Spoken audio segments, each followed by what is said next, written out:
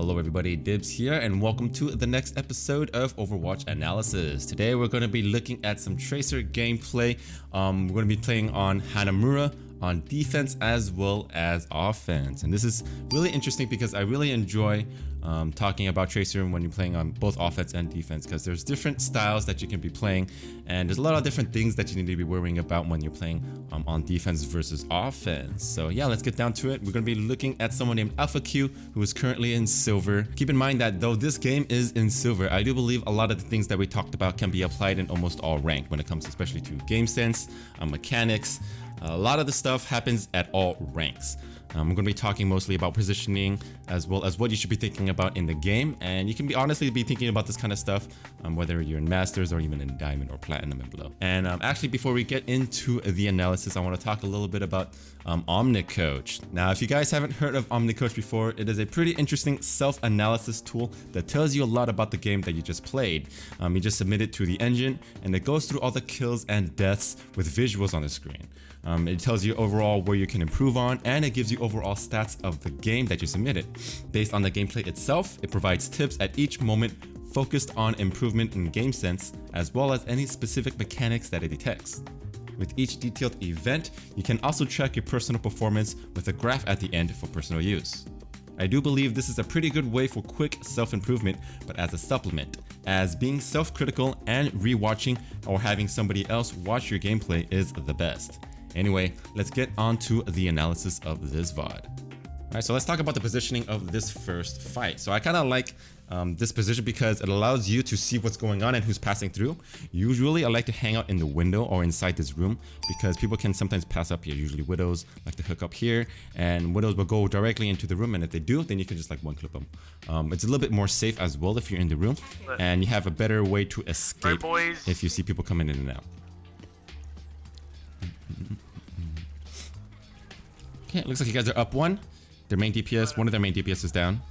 Alright, so at this point, you can see that your team killed 2 people. So the Hanzo was killed, and so was the D.Va. That means your team is up by 2 people because it's a 4v6. And now that the Mercy res the Hanzo, it is currently a 5v6. But even in this case, since you guys are already in their backlines, I think that you guys should be a little bit more vocal about trying to push the advantage. If you guys are if you guys have more people on the field that are fighting against the enemy team, basically you are up, and you want to be saying, okay, we are up by a certain amount, and then you want to push it and just keep, okay, let's get in, go, and just like push them back. Especially even if you're on defense, it doesn't matter if you're on defense or on attack. The fact that you have an advantage, you want to tell your team to push up and just take the advantage and wipe the enemy team. It works on both sides, and especially if you're a Tracer, you kind of know what's going on a little bit more, and then you can like keep pushing the advantage. But the thing is, you always want to make sure that when you're pushing the advantage, you're careful about not overextending too much. Like I would stop here at this edge here, because this is where you have like a safe space where you can back up into the choke and defend from there. But after that, I meant for the rest of your team. As Tracer, you can kind of be a little bit aggressive if you want. You can be in their back line as far as you want, because you can get back in time and all that kind of stuff, right? But your team should stop around here at this area to kind of just get as many kills as it can. And yeah, that's what happens. I think, yeah, Ulysses was trying to go too far without the team, and he ended up getting picked off. So, but he's going to be able to get back faster, which is okay. Still a little bit dangerous for him to have done that, though. I still wouldn't have recommended it. And yeah, I think that's the most important part as a team, to stick together. Okay, good job focusing in the Zen. And the focus fire kind of, or the focus disappeared on the Zen. So I feel like at first you had a really good idea of attacking the Zen, because the Zen was in the very, very back, right? He's not really alone, but he's kind of like shooting at you, and he has your attention, or you have his attention, right? So it's good. Zen is one of the best targets to shoot in the backline. He's the easiest target to kill, especially since he has a really big hitbox. You can one clip him really easily if you get close enough. Aside from him, Ana is also a really good target for you to kill in the backline. But I feel like it kind of disappeared after a while, or your focus disappeared. Like the Zen was right here still. So he was still the best target for you to kill. You don't always want to kill somebody who is directly right in front of you. You kind of want to be scoping out to see who's on the field and who is the most vulnerable. At this point, Zen is still the most vulnerable. He is alone, kind of in the back by himself. And also, whenever you are taking damage from somebody that you don't know, right there, you took one big hit from the Zen. Once you start taking damage and you don't know what is hitting you or what's shooting you, it's really safe for you to either blink out of there right away or recall right away as a reflex. Because most of the time, whenever somebody is shooting you and you don't know about that, they're going to be getting a lot of easy shots on you. They're going to be getting a lot of headshots because you aren't looking at them and you aren't paying attention to them. Just imagine you're going against a soldier and you're crouch spamming against a soldier and you're jumping around. You're not jumping around too much, hopefully, but you're crouch spamming against a soldier, right? But then a Zen is on the side shooting at you. But the thing is, you're not dodging the shots from the Zen. You're dodging the shots from the soldier in front of you. Most likely than not, the Zen shooting you from the side is going to be able to get a lot of better shots on you. So most of the time for me, whenever I take shots from somebody I don't know, I just recall right away. It doesn't matter if you are lower than half health, or if you're higher than if you're lower than half health, or if you are higher than half health. The thing is, you don't know what cooldowns are coming at your way. You don't know who's shooting at you, right? So a big amount of damage can come your way if somebody is shooting at you and you don't know about it. So most of the time, I just recall if I can. In general, you want to be shooting the person who is shooting at you first, not the people who are running away from you. Mostly the people who are shooting at you first are more dangerous to you and they can kill you the fastest compared to others who are running away. Unless you're 100% sure that you can one clip the people who are running away and if they're like really, really low, right? So that's what I like to do. Focus the people who are attacking you first before focusing the people who are trying to run away, unless you know for a fact that you can kill them really, really quickly. All right, so you get taken up by the Zen. And not too bad. It's okay. You can get back pretty quickly as a Tracer, and you can try to stall at this point. It looks like your team is slowly getting whittled down. So you got 3 on point right now. When you're Tracer, it doesn't really matter how many people you're up. It's always good for you to kind of like defend and try to stall if you are at the very beginning of when they're trying to set up or trying to get the ticks. So let's say the objective was really, really close to being capped. I don't think it would be a good idea for you to try to stall for the little tiny extra second, because right when you die, it's going to cap it. They're all going to try to rush the point and you're not going to be able to get into position. So right now is actually the perfect time for you to stall, because even if you die, there's still half of the entire point to be capped, and it's going to give you some time to kind of regroup and talk about what you guys want to do next. And also gives your time or your team time to respawn if you delay longer. But right now you have 2 blinks, and let's see what you do here. Okay, so you use 2 blinks to get in, and you have to immediately recall. So that's something that I feel like can be a little bit better managed. What you can do, instead of sitting here and hanging out right here, instead of waiting for your blinks here, you have 2 blinks, right? What you can do is you can just start walking, right? Start walking onto the point right here. And then instead of walking towards this entrance right here, what you can do is you can come around this corner. You can come around this corner right here in this entrance, or you can go towards this area right here and line of sight the enemy while you're walking in, so you don't have to use so many blinks to get in. The thing is, when you use multiple blinks to get in, you're not going to be able to use those blinks to survive on point. So imagine you use 3 blinks to get onto the point. Once you get onto the point, you're sitting there and you're looking at the enemy and they're looking at you. You're like, okay, well, I have no blinks, I can't do anything, so I have to recall. So it's kind of like, well, you're blinking onto the point and then recalling right away. It's kind of like, it's kind of really inefficient. So what you want to do is you want to use only about 1 blink to try to get onto the point, or as least as possible. It would be best if you don't have to use any, so you have 3 blinks to use to survive, right? But you only have to really use 1 at this point. So right here, you can just jump right here. You didn't need to use 2. You could have used 1, and then you could have just like went to the left, to the corner, or to the right corner, and just dodge, and just kind of like blink in intervals, and then try to dodge as many shots as you can. The more cooldowns that you have at the point when you arrive there, the more you're able to survive, and the more you're able to kind of like dodge shots and be really annoying. But that's good though. I really like the idea of just trying to stall the point, because right now you were able to get your ultimate charge from that, right? You're at 84, and then because of the fact that you went into the point to stall, you're able to build your ult charge, and you have now an ultimate for the next fight. At this point, I feel like once you are trying to stall, and you get your ultimate charge, you want to try to be as hidden as you can. Try to see if you can just like jump around the point, blink around the point, and just crouch spam, and don't even shoot. Because the thing is, it's really hard for you to actually kill the entire enemy team, unless you know for a fact that your team is coming back. If you know your team is coming back, and they are really close, and you can actually get 2 picks, and your team can win the fight because of that, then go ahead, get a stick, get a pick. But if your team isn't coming back, it doesn't look like your team is coming back, then when you're on the point, just try to stall as long as you can. Don't even shoot. Unless you know you can kill somebody. If somebody's really low already, then go ahead, finish them off. But if you're alone, if you are actually really, really quiet and you just keep blinking around and just like crouch spamming and hiding behind stuff, it's going to be harder for the team to kind of like spot you, right? The thing is, if you're on the enemy team, right, and you see a Tracer come in, if you see her like guns blazing running around, it's easy for you to spot where she is. But if she blinks in and she doesn't make a sound, like where the hell is she? You don't know. She could be running around in circles, you know, hiding in a little corner. You have to look around a little bit more, and that extra few seconds that they take to, you know, find you makes it a lot harder for them to kind of kill you, and then they can, you know, you can stall for a lot longer if you're actually really like, you know, really sneaky.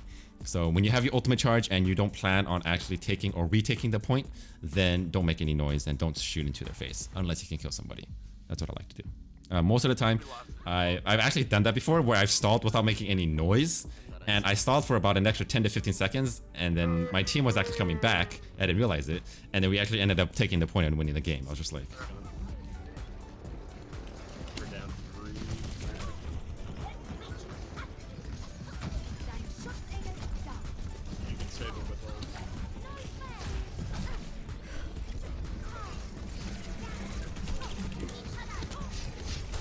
go, go, go! Yeah, we take her. Get in here. Go, go, go, go! Are you kidding me, guys? T9, don't T9, please. I'm down. Let's go, let's go, let's go. Are you serious? I'm on D-Bat. Are we really going to win this?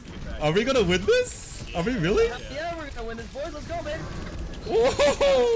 What? Where's he on point? Baby Diva, before she gets back, man.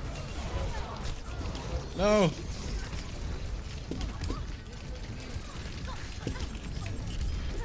Reggie down. Diva. The big man.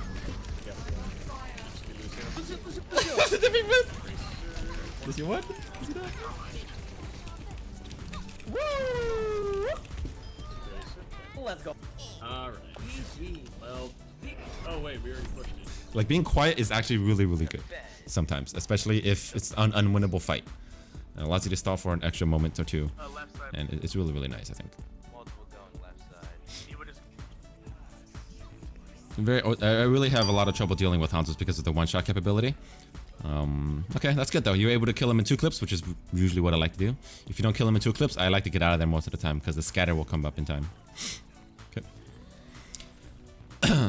Alright, so that is something that is actually very important. A very important situation that just happened right now. Alright, so one thing that is really important about your pulse bomb. Alright, so if you think about it, right now you have a soldier and a Zen right in front of you. What is your plan? If your plan is to actually stick them, what is the point of shooting them? What is the point of lowering down their health if you are planning to stick them? Because your pulse bomb does 400 damage. If it hits any of them, they're gonna die. Zen has 200 life. Soldier has 200 life as well. If you stick one of them is gonna die for sure. If you shoot them down, it doesn't even matter. That extra damage that you're doing isn't going to kill them faster, or it's not going to make sure that they die from the pulse bomb. The pulse bomb is just literally just going to blow them to bits. So there is really no point for you to actually shoot them before you dive in and stick your pulse bomb. Whenever you shoot them from this range, what it's doing is that it's telling them, hey, you know, I'm from behind, I'm coming from behind, I'm shooting at you. And then once they turn around, they see that shooting at you, and then you throw your pulse bomb. That gives them just a slight moment. That gives them a slight moment to react to your pulse bomb that's coming, right? So imagine if you're a soldier or a Zen, you're shooting you're shooting balls, whatever, and then you hear like brrr, you see somebody shooting at you. You're gonna turn to them, right? And after that, they come in and try to stick you. Then you can dodge it, right? The best thing to do whenever you're trying to stick somebody is to not shoot at them. Especially if you're going from behind. All right, if you're trying to sneak up on them and you're trying to stick a pulse bomb on them, don't shoot at them, because if you shoot at them, it tells them that you're coming. The best thing to do is just to blink in and just throw your pulse bomb without shooting at them or without dealing damage at them at all. Because most of the time, once you get into their face and you stick them, they'll be like, oh, stuck. Like, oh, okay, I'm stuck. And then it's like by that time, they're dead already. But then if you start shooting at them, you know, it gives them a few seconds to realize that you're coming, and it makes it a lot harder for you to get killed with the pulse bombs that way. But try not to notify them that you're coming, unless it's like a tank and you get a huge amount of headshots on them and then you're trying to stick them, then that's fine, because you want to get a full clip into an Orisa or a full clip into a Hog/Rhine before you stick them, to deal as much damage as you can to have the pulse bomb finish them. But if they're like squishy targets, it doesn't really matter so much. Also, whenever you're trying to stick somebody, try to stick them at the lower part of their body, because if you aim at their heads and you try to stick them, it will fly over their head, and also there is this lag time that it takes for it to start exploding. It has travel time, So if it's like, if you throw it really, really high, it lobs up in the air for like 1 second, and then it starts to land. And then once it hits the ground, then it starts to explode after 1 second. So that's a lot of delay until it starts to explode. And allows them to escape and run away from it. However, if you aim at the lower part of their body, it has a lower chance of being thrown over their head. And not only that, it has a faster time when it starts to explode because you're throwing it directly near the ground. And then it doesn't actually land far away, and the explosion is really close to where they are. It doesn't give them a lot of chance to run away. And even if you miss them, it will explode near them, and then they can actually have a chance to kill them as well. So yeah, that's what I like to do. I always like to aim for the legs, and I try to be really, really quiet whenever I try to stick someone from behind. Alright, so your monkey jumps on the Zen either way, and you end up killing him right there. So it's pretty good right here. That was a pretty good kill. Pretty good clean kill. Right here, I feel like target prioritization is a little bit off. After you kill the Zen, there is still one more support on the battlefield, and it is a Mercy. So this Mercy is flying around, and after you kill a Zen, they only have one support left, or they should have one support left, whichever one it is. And if that person is on the point and it's a Mercy and they don't have a pharmacy, the Mercy should be a little bit easier to kill than anybody else, because the fact is that if they have a pharmacy, the fair is going to be up in the air, right? And then the Mercy can fly to the pharmacy or to the fair all the time, and you won't be able to kill her, which is fine, because then you can ignore her and you can kill everybody else on the ground. But when there isn't a fair on the field, Mercy should be one of your priorities to kill, because she can res people on the point whenever they die, and she's a little bit, you know, she can keep them alive for a very, very long time. And she's kind of one of the ones that you want to take care of after the Zen or the Ana on the enemy team. So target prioritization is a little bit off here. Always go for the enemy support after. And yeah, see, like that she res the Orisa, and that can be a really, really big thing, because the Orisa takes a lot of time to, you know, to kill, and it buys them a lot of time to come back. But yeah, it looks like you're getting onto the Mercy again right now, which is good, right? But then I feel like the Mercy should be the second person to kill on the enemy team. But then if they have a pharmacy though, remember, you should try to go for the Mercy if she is alone. But if there is like a Pharah in the air, it's really a bad idea, because you're gonna be wasting your time trying to like shoot her from above, and it's just like not gonna do anything. So. But yeah, looks like you guys were able to hold it without getting any tick at all, which is really nice. Alright, I already have my ult ready almost. So really, really good. Your orb. So right here, what I think you could be doing is that you could be scouting out the enemy team. Instead of sitting around like what he said to do, like he said just to chill. I mean, I guess you could chill, but yeah, anyway. What you should do is be looking at the windows. Looking through the windows. And you can see what's going on. You can poke at this window, you can poke at this window, or you can go to the stairs, and you can just see what the enemy team is, you know, going for. You can see where they're going up the stairs. You can see where they're going to mid, right side, left side stairs. Just tell your team information on what's going on. Feed them information. You're supposed to be doing that as Tracer a lot, because you are the person who can get in and out the fastest, right? And then if somebody jumps on you right away, you can run away, and you can you know, just feed information as much as you can. Information is actually really, really important for your team. Very, very important for your team. Alright, looks like your team is getting this team fight. You guys are way up. So only the Diva on point. Not much here. Not much here to talk about. Oh yeah. But yeah, same here. I would right here at this point, I would chill around right here, and I'll just like turn around right here and just look at, you know, the field, see what's going on. You have a good area, or you have a good view of what's going on from that point, and you have an easy space to get back to your team.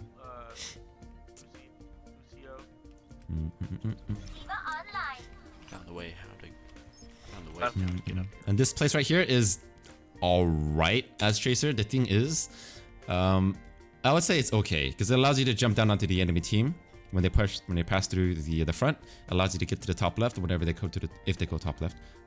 Allows you to see people from the window. But the thing is, though, her effective range isn't that great from here, right? The only place that you can actually shoot from, or shoot anybody, is if they are coming in through the main and you jump on them, or if they're coming through the window. If they go top left, you're kind of screwed. I mean, you can see what's going on, but you can't really shoot them from here. You're not going to really be able to do much. And the thing is, they have a huge vision on you right here. You know, if they have any range at all, if they have a Widow, or if they have a Soldier or a Junkrat, you have to give it up right away. You can't stand up here by yourself. Okay, I like the idea of going after the Zen first. Focusing the Zen. Nice stick, dude. Nice stick. So I like that stick. I like that stick. So you kind of realized how close or how far away you were from him. So that's the thing. right? That was a good time to lob it, right? Because right here, a little bit of a lob. Because the thing is, whenever you are really, really close to them, right? There isn't much of a distance that you have until the pulse bomb sticks. And it's really good for you to kind of aim at the legs because then it sticks them right away. But the thing is, if they're kind of like running away from you and they're a little bit far, then you're going to have to like lob it a little bit so then you can make sure that it sticks them. But the best thing you can do, of course, is try to get as close as you can. And if you get to right in front of the face, then aim for your legs. But that was a pretty good stick. Really, really nice stick. I like that one. And it ends up killing the Hanzo actually because he popped the chance. But actually that's really, really good because your ultimate is a lot faster to build compared to a trans. A trans is really, really long to build, and also it's a conservative or it's a support ult, right? An offensive ult is always better to use if you can cancel out a support ult. Always, always, always, always good. Also, if Hanzo is watching the backline or in the backline, I feel like you should be focusing on where the Hanzo's attention is, right? So Hanzo is a really, really scary hero versus Tracer because of the scatter or for the one shot.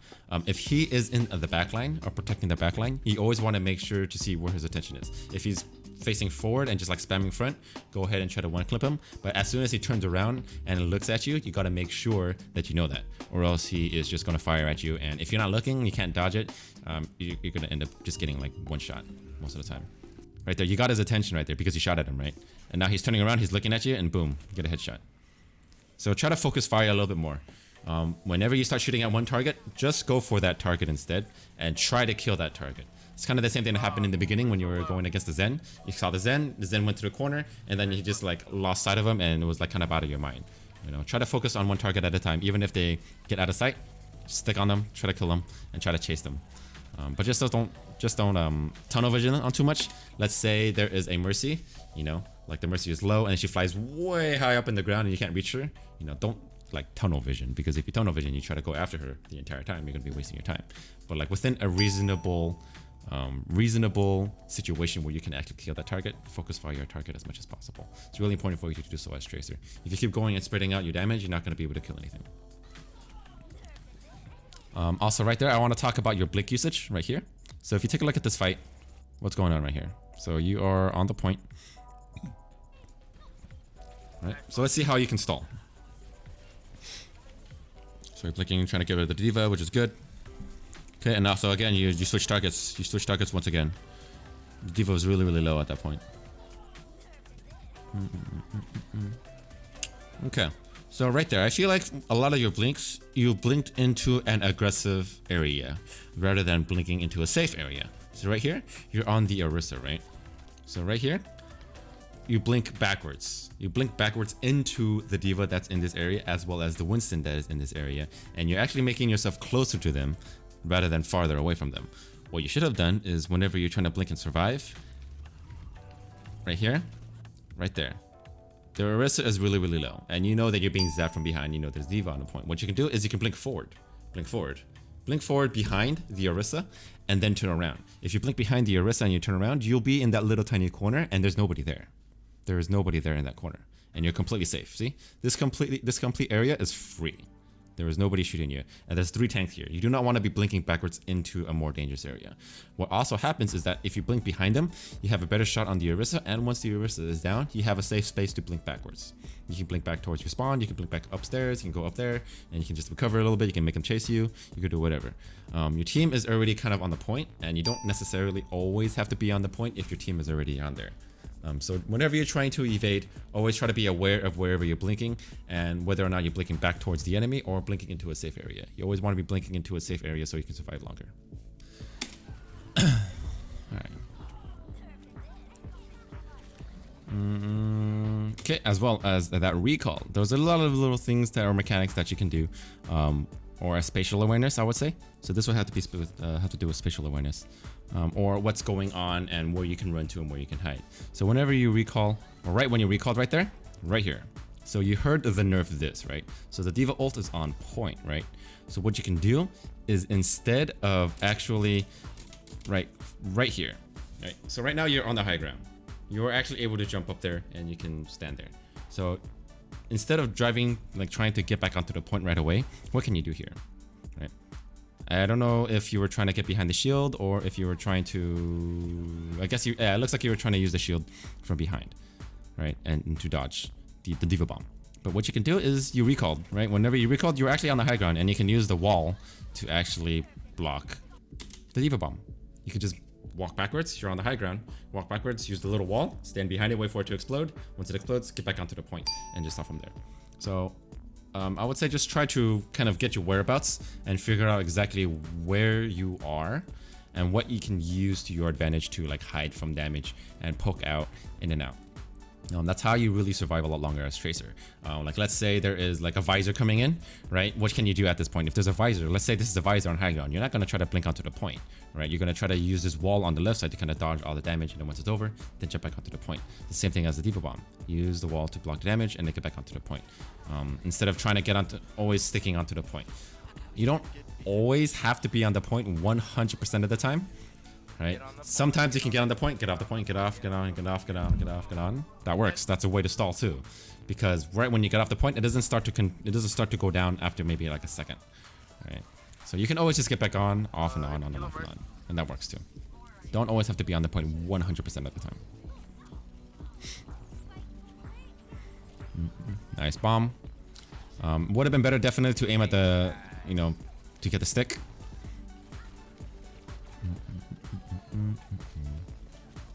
Okay. Alright, looks like you guys are cleaning up pretty well. Good job. Alright. Good recovery. Good recovery. So they were at 84%. They got a lot from that, unfortunately. But yeah, at this point again, like I said, try to scout out for the enemy team. Don't stay up here. Not much you can do there. Not from that range at least. Soldier can be up there. If you're a soldier and you can get up there, it's really, really nice because you have range and you can shoot from all locations. Or you can shoot at all locations. Monkey right side. Diva right side. Alright, so you guys are down 1 and it looks like they want to be pushing up soon. Or they should be pushing up soon. Since you guys are down 1. Ooh, I think I will back out here. I would really, really back out here. The fact is, whenever you go against the Hanzo, you always want to have all your cooldowns. Always want to have all your cooldowns. Always, always, always. Because the thing is, whenever you go against the Hanzo, he has scatter, he has a regular shot, and both of those can one-shot you. If you don't have a recall, or if you don't have any more blinks, it's really, really, really, really dangerous for you to go against them. I would always try to avoid him unless I kill him in 1 or 2 clips. After that, if he has your presence, or if he knows your presence, he can easily predict where you're coming from, and he can kill you. But aside from that, if you are going against the Hanzo, and you don't have any blinks, you never want to peek a corner without using your blink. So look right here. Right here. So you used a lot of blinks to get like dodge in and out, in and out, in and out. Right? Already at this point, I would back off. It's very, very scary. But right here, he knows you're coming from this corner. Like, he didn't forget about you, obviously, right? So it's like, oh, I shot a Tracer. I'm just going to wait for her to pop up this corner. And then right when she pops out, I'm just going to shoot her. Right here, you don't have any blinks. This is like a death trap for you.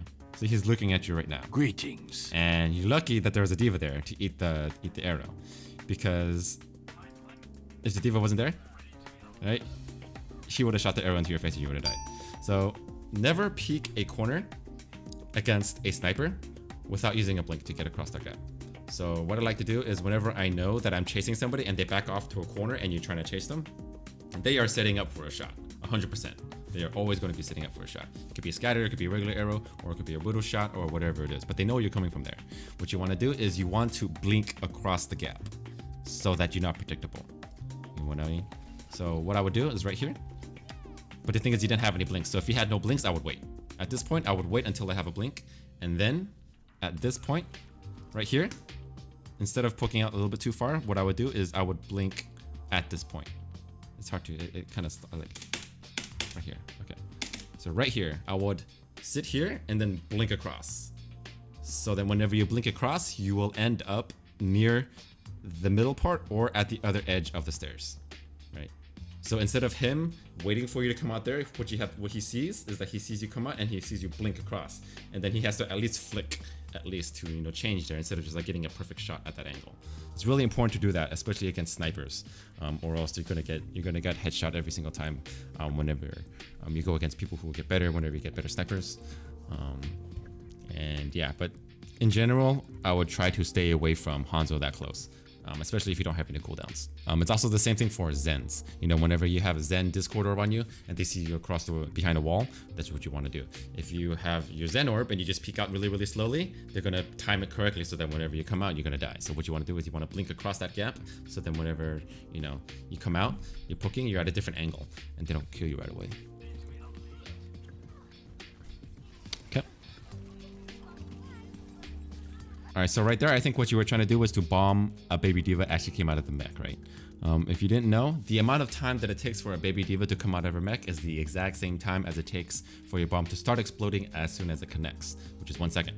So the only way that you can actually stick and kill a baby diva when she's coming out of her mech is if you stick it right as it starts to the mech.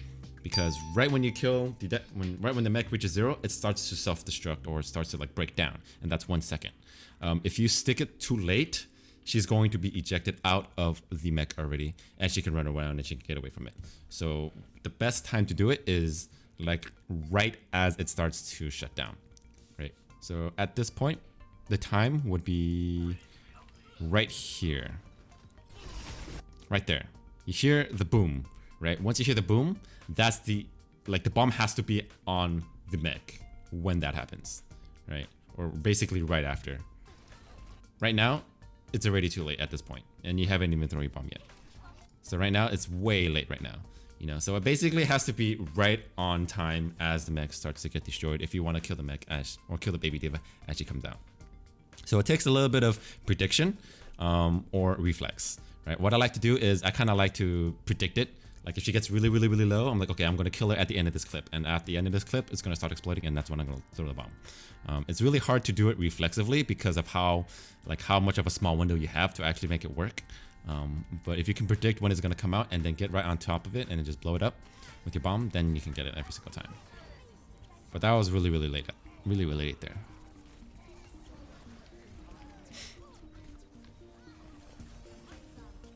Okay, so at this point, ignore the Mercy. Mercy is doing too much unless she's rezzing. You can definitely make sure that it's not impossible to kill the Mercy, but at that point, right, the Mercy is kind of low on the ground. She's kind of shooting, but then right when she starts to res, that's the perfect time for you to blink in and to res or to take her out. But at this point, you didn't even really have a blink. You had one blink coming up, so even at this point, when you had a blink to blink under her and start shooting at her, it might have been okay for you to try to do that at least. You know, if your team was focusing her down, then it might have been able to kill her. But always keep track of the Mercy whenever she's rezzing somebody in her Valk. When she is in her Valk and she's flying in the air, ignore her. You can't do anything else, Tracer. But when she comes down to res somebody, that is your time to try to kill her. That's the most perfect time for you to do so. So just keep an eye on the Mercy whenever she reses people. If you don't end up killing her when she reses people, try to go for the person that she kills. So you can see who she rezzed, right? You can see at the top right, you can look at the kill cam or the kill feed and who she rezzed. And you can also see physically who she rezzed as well. If you see that she rezzed the baby diva, what you can do is follow the baby diva, right? Right here. The baby diva is now physically attackable. You can actually attack her right now. It takes her about 1 second, I think, for her to call down her mech. And as she's calling down her mech, she stands completely still for about half a second. And within that half a second, you can actually clip her while she is going into the mech, and you can kill her. If you kill her before she gets into the mech, she dies, and she doesn't get her mech. So that's what you can do. Just make sure you keep track of what Mercy is rezzing and who she is rezzing, and then try to kill that target, especially if it's a baby diva. Most of the time, baby divas like to call their mech right away as soon as she gets rezzed, and then you can kill her again. So then the Mercy basically just wastes her res. Right there, and she gets her res back, or she gets her mech back, and then the stall goes on and on and on and on and on and on. So try to just keep tabs on what the Mercy is rezzing, or who the Mercy is rezzing, and then take out whoever it is. Alright, so let's also talk about trans. So whenever Zen pops this trans, pretty much everybody is immune to the damage if you're Tracer, right? The only thing that can kill through trans that Tracer has is her bomb. So whenever there is trans on point and everybody is around her, your job really First is to see who is outside of the trans. If anybody is outside of the trans and they're alone, kill that person first. Don't try to target anybody that's inside the trans if there's somebody else outside of not getting the trans, because they can actually be killable by you, unless you plan to stick somebody in the trans but you don't have a pulse bomb. But also, next, if there is nobody outside of the trans and everybody is on point, what you can do is you want to be going for targets that build up your ult charge as fast as possible, aka squishy targets or not tanks, right? Especially not D.Va, because D.Va has a ton of armor and she has defense matrix. If you are shooting at a D.Va, you have to go through all the armor for one, and two, she has a chance to block all your damage. So you're not going to be doing anything at all if you're shooting at a D.Va in the trans. You can get a lot of ult charge though if you kill a hog, or if you shoot at a hog, or if you shoot at a monkey, or if you shoot at a squishy target in trans, because you're going to be doing a lot of damage, even though the target's not going to be dying, right? Let's say a Junkrat, or let's say what was it? A soldier. Let's say a soldier is in trans, right? He's in the middle of the trans and he's just spamming away whatever, but then you can get a full clip into him, into his head. That's going to be a lot of ult charge for you, but you're not going to kill him, but at least you get a lot of ult charge. If you're shooting at a D.Va, she has so much armor and she has a chance to block your damage. There's a high chance you're not going to get any ult charge, and that's unfortunate. Get on point, Myra. And to be completely honest, I don't think the Mora had to be on point right there. I don't think the Mora had to be on point. Really right now, when you died, right, you had a D.Va on point already, I think. Or not yet. Yeah, you had a D.Va on point already, right? Okay, well, it was kind of after she threw her orb out, of course. Okay, she doesn't really have. She has to get on point because she has to heal. But I think at this point, since there are like 3 or 4 people on point trying to like contest the D.Va can block a lot of damage anyway, right? And she can survive for a little bit. If the Mora gets onto the point right away, they're just gonna kill her. And she's really weak. She didn't even use her. She didn't use any of her orb. So it's not 100% of the time always the best for you to be on the point when you're that low.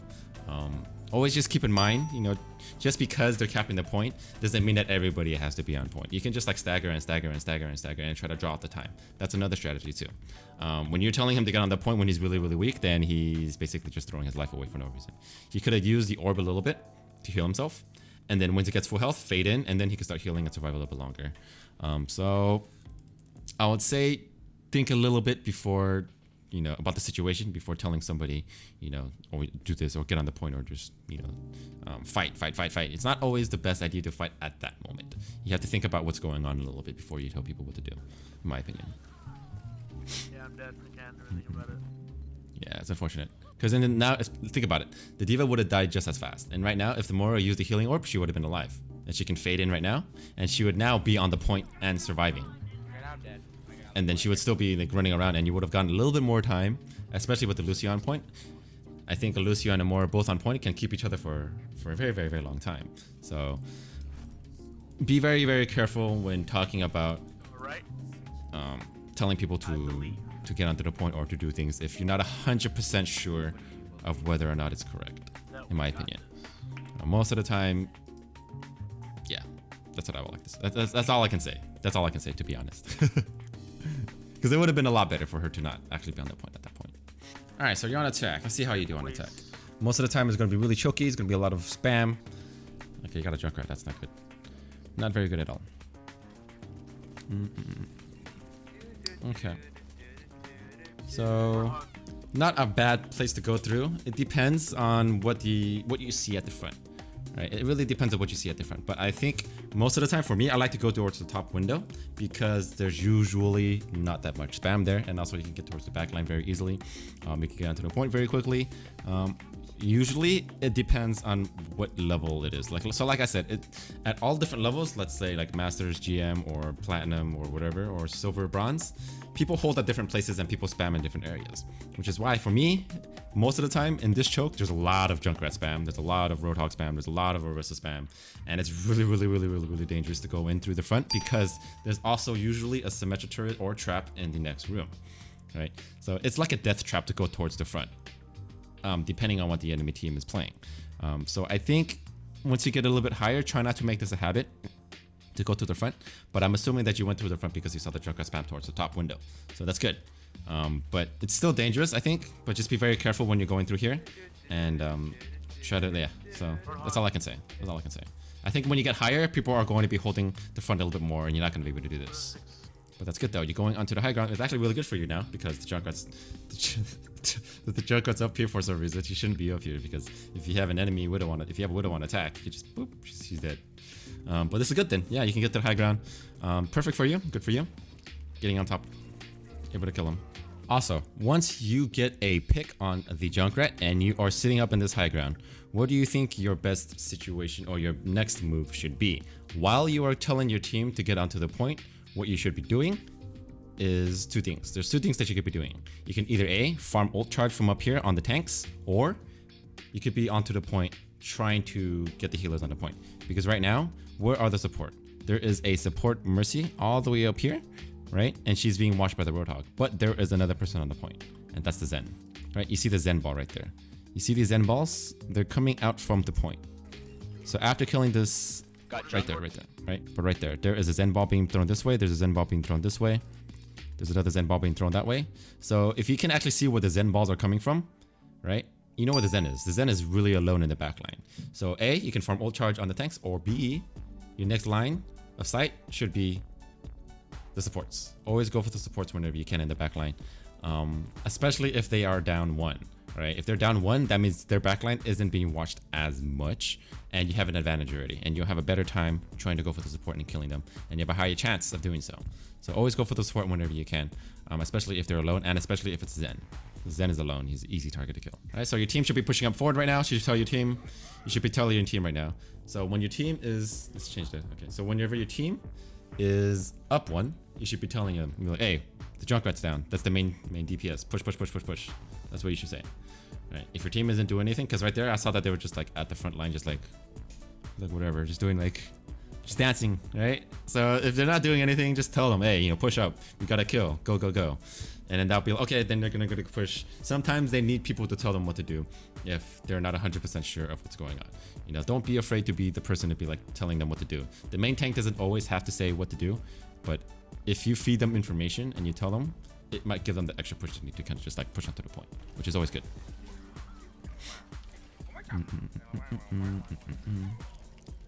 Okay, you guys are up 2. Very, very winnable fight. 3.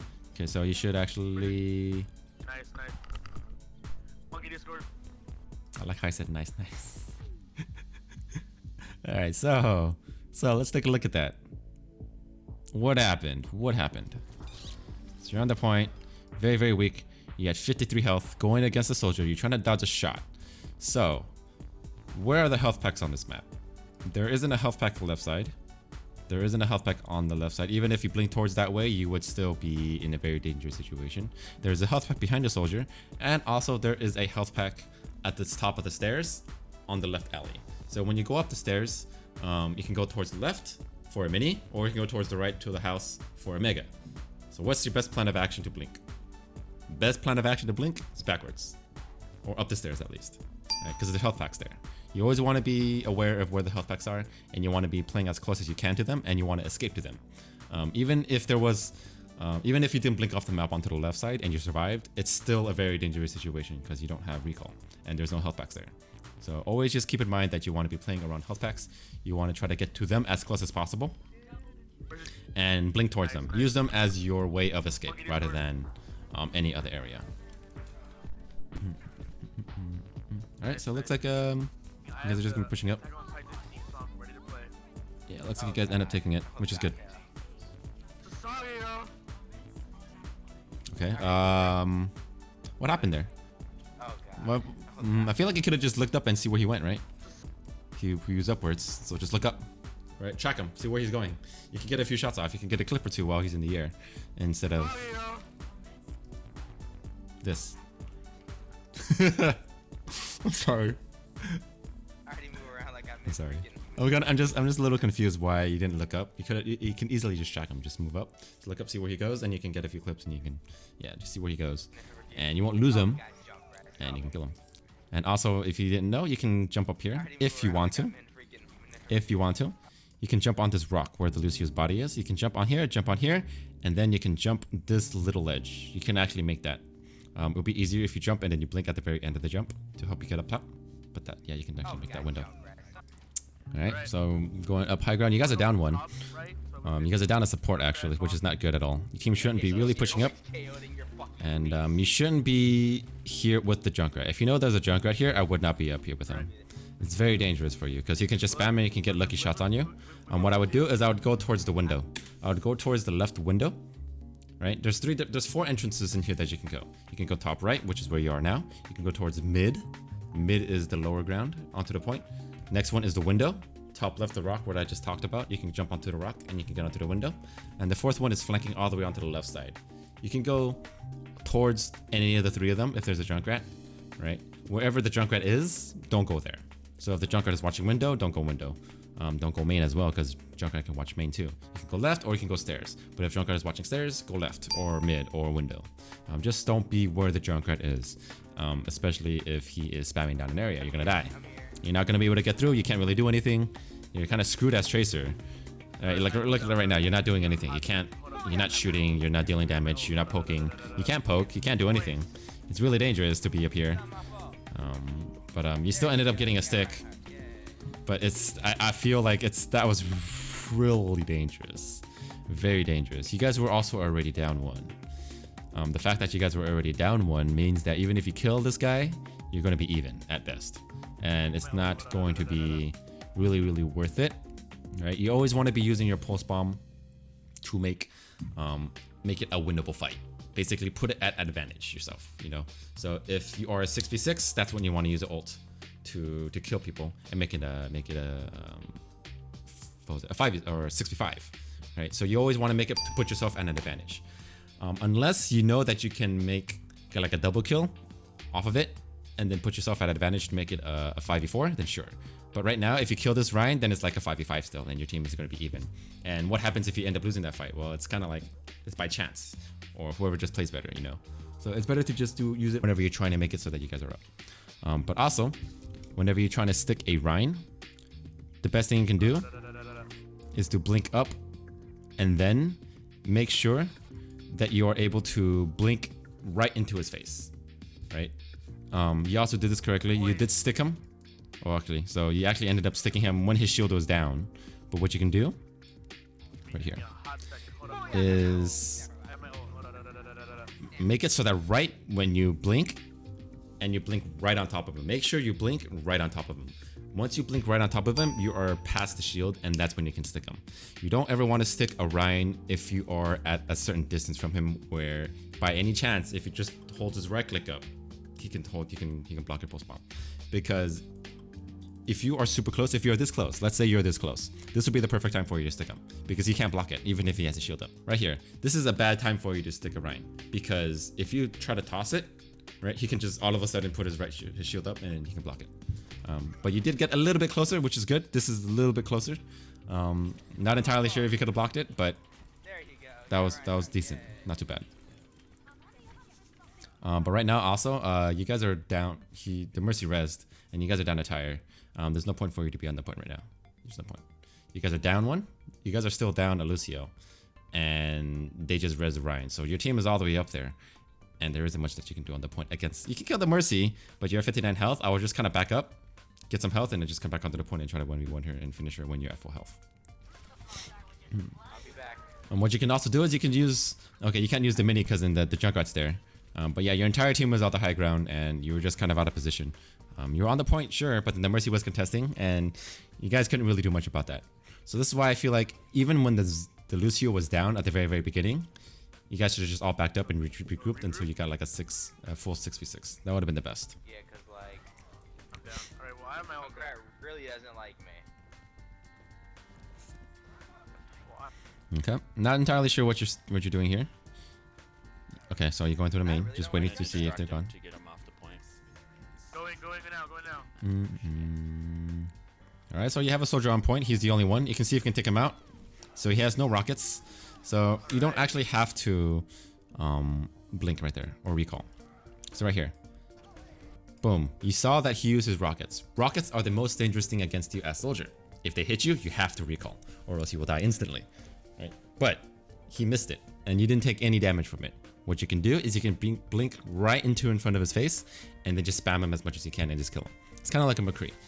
If you know McCree has no flash, get into his face, kill him, get as many headshots as you can because he's really weak at that point. He has nothing against you. Same thing with Soldier. treat soldiers' rockets as if they are McCree's flash.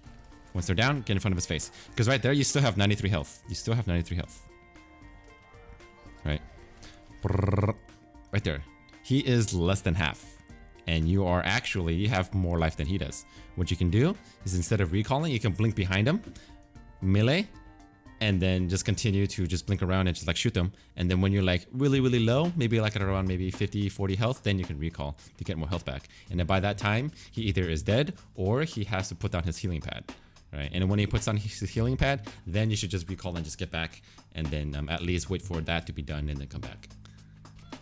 Right? You had a huge advantage there. You could have at least killed him. I think you could have killed him more easily without using your recall. So, I mean, you did end up killing him, of course, okay. But it's like, if that soldier ever got better, right? If you're playing against a better soldier, he probably wouldn't have died against the Roadhog. So you always want to be as effective as you can in those situations. So the main reason why I said that was because if you use your recall when it's not needed all the time, you're going to be ending up in situations where you actually need the recall later, and you're going to end up dying because you don't have it up. So it's good to use your recall, but try not to use it too liberally. Don't use it if it's like for a fact you don't really need it. If you know like you can survive without it, then don't use it. But if you need it, then go ahead and use it. That's what I was trying to say.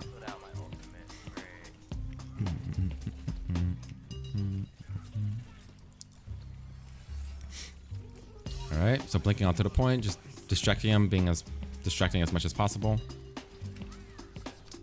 And it looks like it would have been not winnable anyway. It was just basically you on the point. But the thing is though, the soldier popped his ult. So that's the good thing about stalling as long as you can. Sometimes you force the enemy team to kind of do random things. Like that soldier did not even have to pop his ult. It was just you on point. So that was good. Good for you to stall. Makes the enemy team, get a little bit distracted and makes them a little bit more anxious, and sometimes they pop ults if they don't need to. So it's good to stall. Even though if it was unamendable, you did pop out or force out a you did force out a trend or force out an ult. Okay. Wait, you down. All right, so you should be telling your team to kind of like group up because you guys are down one. You guys don't have a tank. You guys are down your Rhine. There's no way you guys are going to be able to finish this or fight this. So if your team isn't backing up, just tell them to. Just like, hey, we're down a Rhine.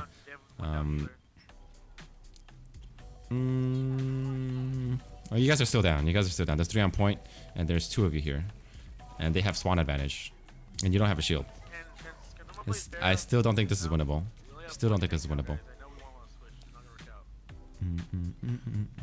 The thing is, you have to take into account the spawn. Right, they come back a lot faster than your team does. So even if you guys are even, they're going to be at an advantage within a few seconds. And you always have to tell your team to be aware of that.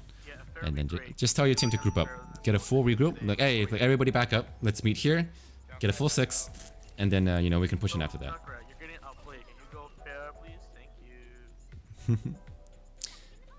All right, so you guys are still down 1, and they rest. Boop. Don't know if we want to talk about that, but there is an invincibility after the Mercy reses somebody. It's probably better not for you. It's probably better for you not to pulse bomb anybody that comes out of the res because they can literally escape it. Even if, like, after they get resed, there's like a second of them being able to move around, right? So if you throw on the ground, even if they weren't invincible, they can probably escape it. So, but you can just kill them. Just shoot at him, just kill him. You don't have to throw a bomb. We only have 1 tank. You don't have to. Best thing to do actually is to stick a Mercy when she's resing. If you can. Don't blame me. Nice. Going after the Mercy first. Nice. That's a good pick. Alright, so they're down 1. Especially support, and they pop trans. Going after the ulting. Okay. Taking a lot of damage. Okay, so that's good. You're focusing on the Roadhog at first, but then you switch targets and you decided to go after the Zen because he was the only support on point, which is good. You always want to be going after the support whenever you can. Always good. But yeah, it's okay for you to swap targets if you're swapping to the correct target and you haven't spent so much time, dealing with one target, and if the other target isn't down. Get the healers. Nice. Oh, that stick could have got him. Stick could have got him almost. Mercy, go mercy, mercy, mercy, mercy, mercy, mercy. Mercy. Nice, nice. Okay, so he got the Roadhog because he was weak, which is okay. Still should have been on the Mercy, I feel like, though. Ooh, unfortunate. So what I was talking about earlier was it's okay for you to switch targets if you were already like on a target that wasn't really doing much for you. Like let's say you were focusing down a Roadhog or focusing down a Reinhardt and you realized that you couldn't actually kill that target or you couldn't kill that tank. Then you're like, okay, you know what? It's not working out. There's another target next to me. Oh look, there's a Mercy. I should be on the Mercy anyway. Okay, boom, switch targets to the Mercy or switch targets to whatever healer is nearby. It's okay for you to swap targets, but as long as you're not like swapping Roadhog and then Mercy and then Pharah and then I shouldn't be on the Pharah anyway. But like, you know, if you're not like every clip you're switching, that's bad. But if you realize that you're supposed to be on another target, it's okay for you to do that. Or let's say you're focusing on a soldier and then he's being pocketed by somebody, and after that then your tank is like, okay, you know, the Genji's one, and then the Genji's on point, he's really weak, go ahead, switch targets and kill that guy instead, and then come back to him later.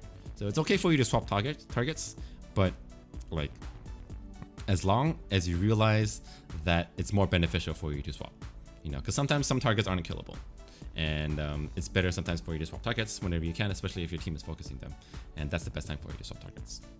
All right, so you're at the same spot. Not too bad. Your team is holding up pretty far up. No, not pretty far up, but at the location where normally people do, which is good. Okay, nice. Going after the Zen first. No. Almost got him. Come on. Nice, got him. All right, so that was a little bit messy, but you still got him. There could be a lot better ways for you to finish him off. So right here, what you can do is empty a clip, melee, right? You got that melee off, and then blink. That's what I like to do. Unload a clip, melee at the end, and then blink to reposition yourself. Because right now, if you are this close to Zen, right? It's like, it's like, where's he going? It's really hard to keep track of him, right? So he's moving left and right, So what I like to do is shoot, unload a clip, melee, and then blink to reposition so that you're farther away. Because if he is that low, right? Look at how much life he has left. Right? He only has 1 bar left after that combo. Shoot, melee, right? He is literally like, he's less than a bar, right? You can either melee him or empty out 2 or 3 bullets into him and he's dead.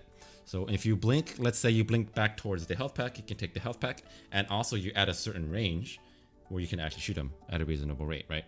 So you can use that health pack, or you can blink towards these steps where you're a little bit safer, right? You can blink in towards the steps, get that health pack, come back out, and just poke at him just a little bit, and then kill him. Right? But if you're this close, it's really hard to track him that close, and you're just like whoa, and then, right? And then you don't have time to react to the soldier that's coming at you. If you killed him a little bit faster, you would have survived. And you would have been able to get back and help your team on the point. And that actually makes a really, really big difference. You want to be able to kill your targets as fast as possible, whenever you can. Kill the Mercy. But yeah, jumping off of high ground, really, really nice, because they don't expect you, right? So just remember, jump on them, unload a clip, melee, and then blink to reposition. They're probably gonna come through front. It gives you a lot easier time for you to finish up the target, especially if it's Zen. Monkey came on stage, just killed me. One healer. Okay, so right here you should be scouting, right? Well, I mean, you are scouting, but I think it's better for you to be standing at the window so you can scout the front. See what's going on in the front, whether they're coming from the front or to the side. Don't go too deep, just stay in here. And right here, you should be saying, yo, guys, you know, Winston's on the right side, Diva's on the right flanking. That's all you have to say. To let them know. Because they don't know that right now. They have no information. Monkey. I'm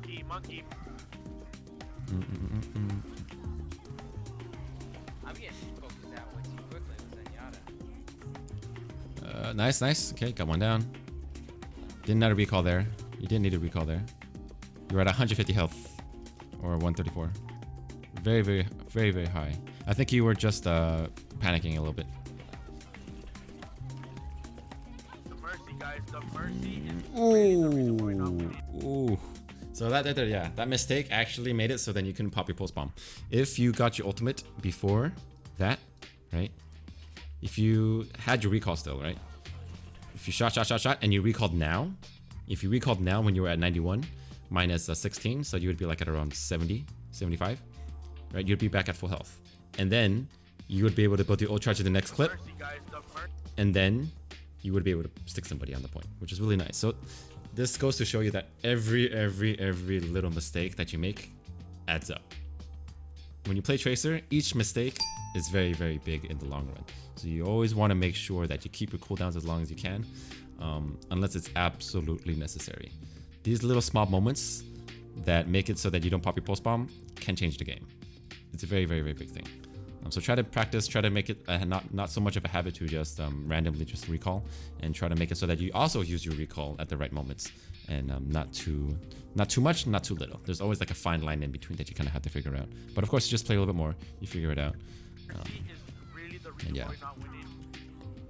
Get on the Healer. point, get on the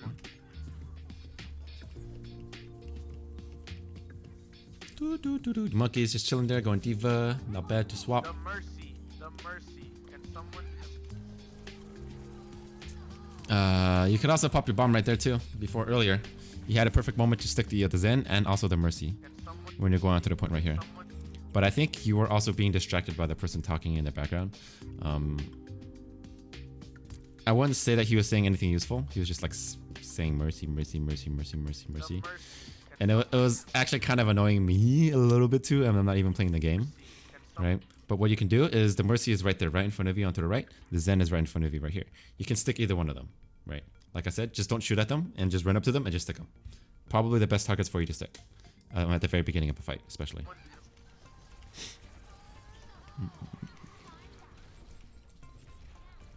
Zen was one right there. The Zen was one as well, right there.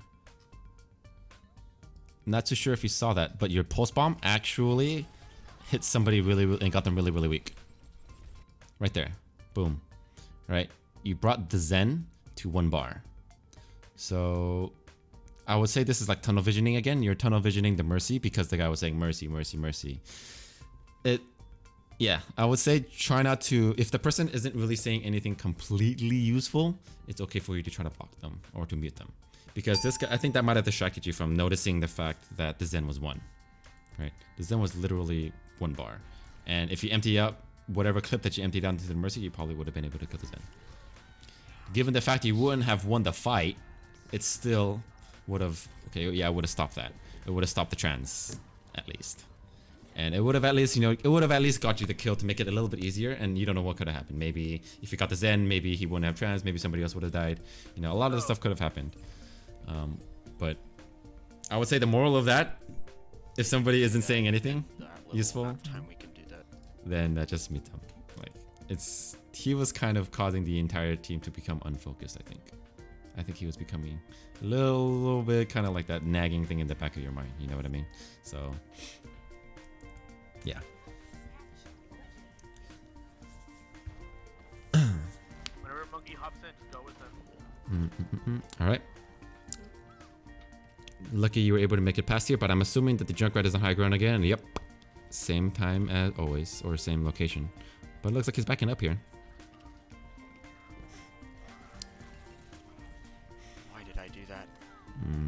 Misuse of the recall as well. Nice. Didn't need that for sure. Fuck. Yes, half was dead. Nice. Nice. I just killed myself. It's okay. You killed yourself because you wanted to regroup with your team faster because you knew your team lost, right? You didn't want to stagger. That's why you killed yourself. I just got charged by Good. Reinhardt 'cause he didn't let me pass the front door. I mean, yeah, you technically you did. Technically, you did kill yourself, and then you ended up regrouping with your team a lot faster than before. But that was funny. Happens to me sometimes too. Don't worry. Happens to everybody. Going after the tank again. You could be on the point. I would say sticking onto the point would be a little bit better, or trying to contest the point to make him push back. Right. So instead of going onto the Rhine, what you could have done was just step onto the point, step on the point, and then make the entire enemy front line come back towards you. That works too. So then your team can push up. Ooh, Junkrat's weak. Alright. So your team isn't really pushing up, just kind of keep your distance, keep your distance. I thought I clicked it. Keep your distance. So when the Junkrat has your number, right, what you should do Don't go down the same way. You already know he has a trap there, right? He has a trap right there.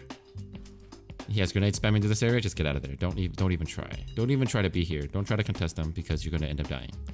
There's just way too much damage here. At least you're distracting him. If you're distracting him, that's fine because your team can push up onto the point on their own without the Junkrat spamming in that area. He also had recall too, but I think you said you thought you clicked it. So it looks like you were trying to press recall, but you didn't end up going. Why would you jump right into that? What the hell's going on, guys? Okay. So you should be telling your team to regroup again. You guys are down 2. Group up. Don't die.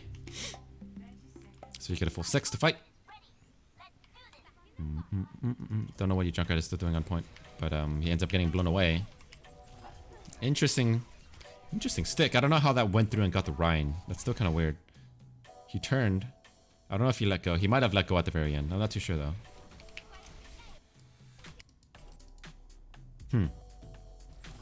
I don't know. Maybe he let go. That was weird. That was really weird. Alright, well, it looks like you guys were actually able to take it. You guys were actually able to take it. Because you're fragging out. You're killing everybody. Get Ryan. Oof. Thank you. Big shout out on the enemy team, but it looks like your Pop Valk team was able to survive that, which is good. Okay. So get back in quickly.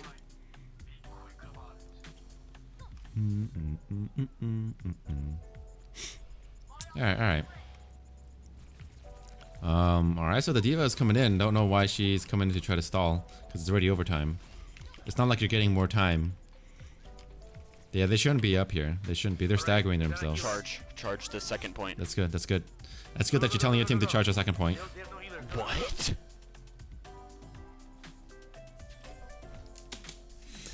First of all, that's really good for you to tell your team to charge the point because they are basically staggered overtime. They're gonna have really bad spawn, but I don't know what happened there. What happened there? I'm actually very curious. It looks like your blink glitched out. Charge the second point. So let's see how many blinks you used. Go. 1, 2. You used 2. So you're at 1 blink now. Go. And then it went up at 2. I think it was the server lag. I don't know what your ping is right now. You can do Control-Shift-R, or is it Control-Shift-F? Control-Shift-R or Control-Shift-F will bring up a little bar at the top left, and then will tell you whether or not how much ping you have. Not only that, it looks like you're losing packets. Right here. This means you're losing packets. Packet loss means something didn't really happen in the game that should have happened. So that blink that went through didn't actually go through, and What? the game screwed you over, I would say. The game screwed you over. What the hell was that? That's a fuse bad. That's a fuse bad. Not much you could have done there. I mean, you could have recalled. I know you tried to push recall. I saw that you were trying to recall, but then it wasn't fast enough. Unfortunate, dude. Unfortunate. Oh, nice stick. Ah, that sucks. Well, Get on point. that honestly, that was out of your control. That you couldn't have done anything about that. Nice one, y'all. That you couldn't have done anything about that. So, oh well, sucks. Feels bad, but GG otherwise. I would have been so mad if that happened. I would have been tilted off the face of the earth. Yeah. Anyways, other than that, it was a pretty good game. A lot of things that you can work on. Definitely a lot of things you can work on. But I do believe, just watch over this VOD. Look at what could be improved. Take note of all of your mistakes that can be done. And I am also going to be uploading a timeline with some information that I wrote down as to like what happened at what time, and what could have been improved at this time, what your mistake was, so then you can read it sometimes, so then you can know exactly where to go to and you can figure it out, so it'll be easier for you. And but yeah, GG's, good game. Give a round of applause for AlphaQ. Did really well. did a lot of funny mistakes. That's, you know, it happens to everybody. If you watch my stream, I do the same thing too. I blink off of random places. I fall into wells. I fall off the map. I do all these stupid stuff. I bomb myself all the time. It happens. You know, just don't kick yourself too hard. And yeah, just focus on the next game. Try to improve. Make sure you fix these mistakes. You know, get better mindset. You have a pretty good mindset though. You have a pretty good mindset. It didn't look like you were getting tilted by the person on your team, so that's okay. It's completely okay. But yeah, the main things to talk about or to focus on is game sense. Always talk to your team on whether or not you should push in or you should back up or regroup. Try to figure out whether the fight is winnable or unwinnable and tell your team to back up. Number 2, focus fire. Whenever you are trying to kill a target and they get out of your range, try to finish them off. Don't forget about them. You know, just because they go up behind a corner doesn't mean you should switch off to another target. You know, just go to it, trying to finish off the target, chase them, try to kill them. Next thing, try to use your recall a little bit more smart. Try to think about the situation and what's going on and whether or not you actually need your recall. Also, don't pop your recall by accident. Sometimes you will need it later on in the fight to be a little bit more survival, or to survive a little bit longer. The recall is really important not to waste. And lastly, try to make use of your health packs as much as possible. Make sure you know where they are, whether or not they're up, and try to use them to keep yourself alive rather than just your blinks and your recall. If you do that, you'll be able to survive a lot longer and you can sustain. I mean, you can fight for your team for super long. It can be really annoying. Some good tracers can survive an entire game ridiculously, really long without even dying. So, but yeah, give that a shot. Hopefully these tips help you out, man. And yeah, good luck on your next games. Good luck on the rest of season 9. Hopefully you're able to climb a lot. And yeah, that's gonna be about it for this one. Thank you guys for watching. I really appreciate all the support as well as all the submissions. If you guys want to submit your own gameplay, you can submit your own gameplay at dibzgaming@hotmail.com. You can submit a VOD of it yourself. Make sure it's at least 720p. It doesn't have any loud background music. It doesn't have any loud mic sounds or any background noise as well, because I can't upload it if it has like background music. YouTube doesn't allow me to do that. Also, I do have a large line for these VOD reviews, so if you wish to have your VOD review pushed up ahead of the line, you can either watch my stream and accumulate 10,000 points to submit with the VOD, or you can have a $30 submission as well. You can submit that donation to dibzgaming@hotmail.com as well, and just send me a message, or you can just donate on stream and you can tell me with the message there, or you can just just email me. There's a lot of different things you can contact me, but just let me know that you wanted it with those points or with the donation, and I can put yours in front of everybody else's, and I can get to it as soon as possible. But yeah, I really appreciate you guys for all the support, and I just want to say thanks for watching, guys, and catch you guys in the next one. Peace out.